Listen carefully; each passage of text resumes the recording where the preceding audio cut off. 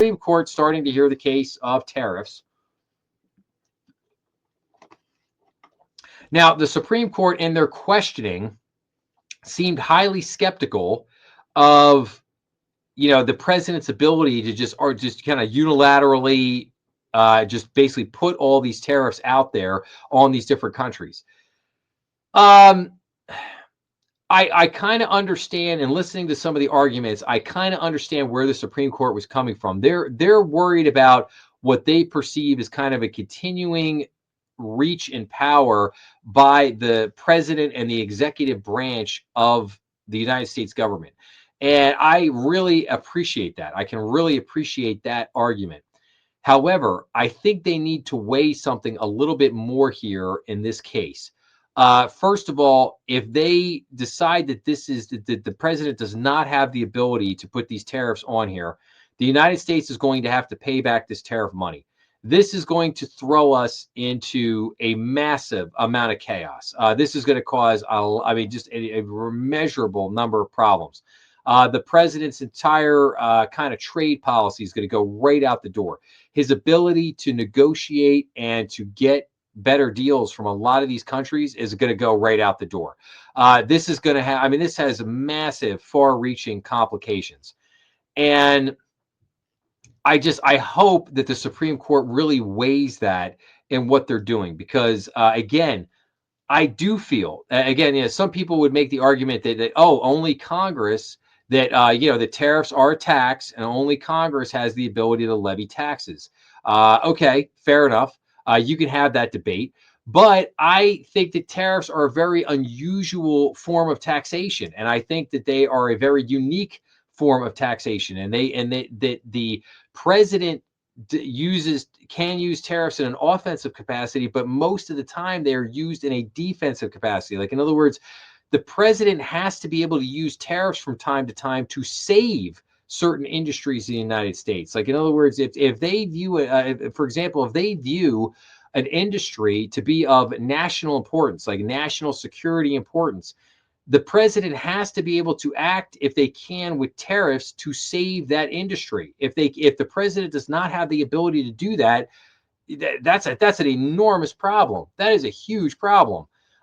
So again, I just hope that the Supreme Court justices really weigh and measure. Like I said, I understand their concerns. I understand where they're coming from, but I think there is a lot more at play here, and I just think they need to be very, very careful with this one, because this could have far-ranging ramifications, not only now, but for a long, long time into the future.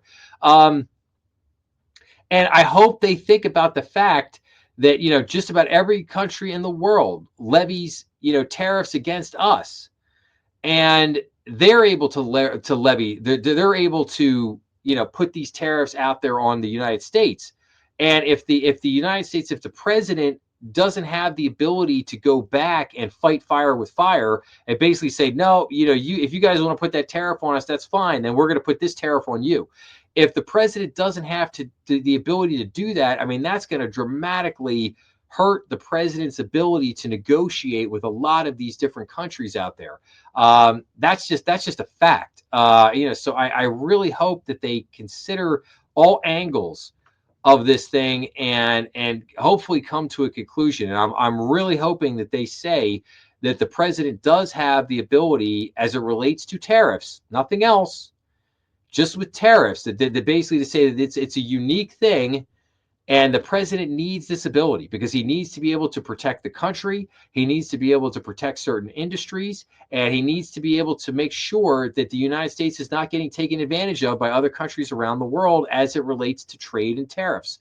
So, those things go hand in hand. Trade and tariffs go hand in hand.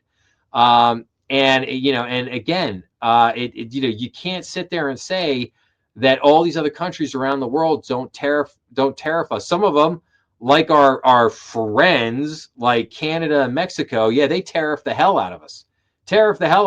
And it's ridiculous. And President Trump tried to use our tariffs to level the playing field, which I think he should have, which I think was the right move. But again, we'll have to see what happens there. So, okay, but that That's my soapbox there for the moment. But let's see here. So if Supreme Court orders Trump to repay tariffs, U.S. importers say it wouldn't be messy. So American importers say that if the Supreme Court rules that the money that they have paid for President Donald Trump's tariffs must be repaid, it would be simple to do. Importers pointed to paperwork that clearly details the tariffs they pay on goods brought to the U.S. During oral arguments last Wednesday for a case that will decide the fate of Trump's tariffs, most Supreme Court justices expressed skepticism that the duties were legal. Fair enough. However, I don't really believe this. I don't believe this point. Yeah, okay. They have some paperwork. They say, yeah, they charge this or whatever. I don't believe it really is going to be that simple at the end of the day. Like, it might be simple for them. This isn't going to be a simple thing to unravel overall. So again, I hope, like we said before, I hope that I don't want to beat a dead horse here, but I hope they think about that. Now, Bessent, Treasury Secretary Bessent, he says that the U.S. has lots of options to use on tariffs if it loses at the Supreme Court. Yeah, I'm not really buying that. Yeah, I'm not really buying that they have all these other options to go to. I think he's trying to put a good face on this. He's trying to hedge his bet that, okay, if the Supreme Court shoots this down, that at least I'll have this out there to basically say to people like, oh, hey, don't panic. Like, don't panic. It's all cool. It's all okay. It's not going to be the end of the world. I don't know that they really have all these options out there. I don't perceive them to have all these options out there. Now, the Federal Reserve Bank report that I just showed you a minute ago on 100 that analyzed 150 years of United States tariffs, and what they came back with was that tariffs generally decrease inflation. Like I've said from the very beginning here that these tariffs were not going to bring about inflation, which they have not. Now, this article, and this must have been painful for the Wall Street Journal to put this article out to admit defeat. How the U.S. economy has defied doomsday predictions on tariffs. So inflation is lower than expected after President Donald Trump's steep levies. So when President Trump announced sweeping tariffs in April, economists predicted surging inflation and raised the odds of a recession. Companies and consumers stockpiled to get ahead of price rises. Those worries now seem overblown. Really? Inflation, while too high, is lower than forecasts. And the economy continues to grow despite the steepest tariffs in almost a century. I'm not sure they've mattered as much as people thought they would, said Kelly Kowalski, head of investment strategies at MassMutual. At the same time, the promised benefits of tariffs also largely haven't come to pass. Revenues from Trump's levies have been far lower than the Treasury Department predicted, and there are few signs of a domestic manufacturing boom. I would say no on both those accounts. I would say that was absolutely incorrect. I think the revenues from the levies have been far greater in the short term than we thought. I mean, we're getting up to a point now where we're bringing in like $30 billion a month in tariff revenue. What was the tariff revenue before Trump came into office? It was almost nothing. It was like $1 billion a month, and now we're up to like $29 billion a month. Like so no, I think that was a horrible point right there. It's not a point. And then as far as this few signs of a domestic manufacturing boom, yeah, that's going to take a while to happen. That's not going to happen overnight. It's not going to happen in 6 or 8 months. Are the wheels in motion? Yes, they are. Are things turning? Yes, they are. Are you going to start to see the realization of that manufacturing boom in 26, 27, and 28? Oh, yes, you are. Yes, you are. And I'm going to show you a couple articles here in just a second as we get through some of this other news here. But the point here of this article is the point that I've been driving home all year long, that the tariffs were not going to lead to massive inflation. The tariffs were not going to destroy the economy. The tariffs in the short run were going to raise us a tremendous amount of revenue, which they have. The tariffs in the long run are going to bring us back a whole bunch of manufacturing, which we don't have today, which is going to be a boon into the future. They have the Trump administration. It's mind-boggling. They have lined up trillions of dollars of investment into the U.S., manufacturing investment into the U.S. When that hits, the GDP is going to be going like gangbusters for a few. We have in the years ahead, we are going to have some really incredible years ahead of us. We really are. And it's gonna be a good thing to see. Now, in the short term, I would say over the next 12 months, we really got to watch the labor market. We got to watch what's going on there. But anyway, I digress. Okay, so U.S. reaches framework trade deals with Argentina, Guatemala, El Salvador, and Ecuador. So the agreements will provide tariff relief on certain goods while opening foreign markets for U.S. goods, a senior administration official said. Again, great job. More trade deals done with four countries here in South America. Great news to hear. Fantastic. Trump removes tariffs on beef, coffee, and other agricultural products. The White House cited substantial progress in recent trade negotiation while announcing the change. Again, really good news there. That's really going to help. U.S. and Switzerland reach a tariff deal that lowers duties on Swiss goods to 15%.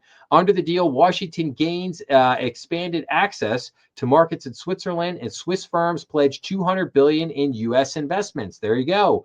More money into the U.S. investments. So again, a great deal, I think, for both the U.S. and Switzerland there. Why? Now, here are the two articles I just mentioned. Why Jeep and Ram parent Stellantis is investing $13 billion in the U.S. So the $13 billion investment is Stellantis's largest so far. The company lost 5% U.S. market share in about 5 years. High prices and stale product had driven customers away. So automaker Stellantis is making $13 billion bet on a U.S. comeback after a rough 2024 with a $2.7 billion net loss in the first half of 2025. High prices and stale products scuttled what had been a highly successful first few years of the combined company. Stellantis was the product of a merger of French company Peugeot and Italian-American company Fiat Chrysler. Joining forces allowed the automakers to save more than $8 billion through sharing parts and streamlining operations, roughly double what the deal had promised investors. But even though inventory shortages across the industry kept sales strong, many of the core buyers of Jeep, Ram, Dodge, and Chrysler were turning away. A lot of automakers during the pandemic really raised pricing. During that time, Stellantis was losing market share, dropping about 5% U.S. market share in about 5 years. Stellantis with a new plan that aims to recapture its previous status with its $13 billion investment. About a tenth of that is so far dedicated to tooling up U.S. factories for new and existing models. That's also a sign that the company is trying to escape costs associated with tariffs on imported vehicles, experts say. Stellantis earlier this year said trade barriers stand to cost it $1.7 billion in 2025. So they are going to bring the manufacturing back to escape the cost of tariffs. And it's going to economically, it's going to make sense for them to do so. Next article here. GM wants parts makers to pull supply chains from China. Oh, this is interesting. According to Reuters, General Motors has directed several thousand of its suppliers to scrub their supply chains of parts from China. 4 people familiar with the matter told Reuters, reflecting automakers' growing frustration over geopolitical disruptions to their operations.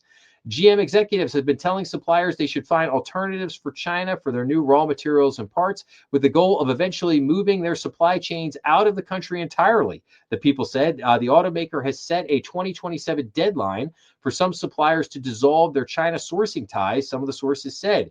GM approaches some suppliers with the directive in late 2024, but the effort took on fresh urgency this past spring during the early days of an escalating U.S.-China trade battle. So again, you have GM here telling thousands of their suppliers that, hey, you need to pull your stuff out of China. And they say other countries, but if they face tariffs, where do you think they're going to go? They're going to come here. They're going to come back to America. So this is you are, like I said, you are just beginning. This is just the beginning of this effect from the tariffs. You're going to see this stuff begin to roll in. And it's going to be, when it finally hits, it's going to be fantastic, but it's going to take a little time.